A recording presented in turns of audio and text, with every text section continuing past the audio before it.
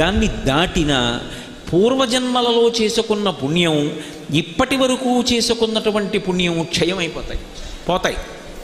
అందుకే ఎవరు నందీశ్వరుడి మీద అలా పెట్టేస్తారో వాళ్ళ వల్ల పోతూ ఉంటుంది ఇతరులకు పుణ్యం. ఎందుకని వాడు నంది మీద పెట్టి వెళ్ళిపోతాడు.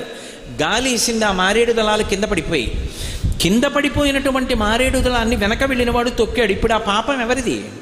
ఇద్దరికీ వస్తుంది. కానీ ప్రధానంగా పాపం ఎవరిది? నందీశ్వరుడి మీద పెట్టిన వాడికి. నందీశ్వరుడి మీద పెట్టకూడదు. అతిభక్తి అన్న పేరుతోటి అఘాయిత్య పనులు చేయకూడదు. కొంతమంది తీసుకెళ్ళి శివాలయంలో ఓ అరటిపండు ఇచ్చారనుకోండి, ఓ ముక్క తీసి నందీశ్వరుడి యొక్క ఆ మూతికి రాసేసి వెళ్ళిపోతారు. అక్కడి నుంచి ఇంతంత ఈగలు బయలుదేరి ఆయన నోటి చుట్టూ ముక్కుల్లోకి వెడుతుంటాయి. ఆయన నిరంతరము శివదర్శనం చేస్తుంటాడు. ఆయనకి అది ధ్యానభంగం కల్పిస్తుందా, కల్పించదా? ఒక ఆలయంలోకి వెళ్ళాము అంటే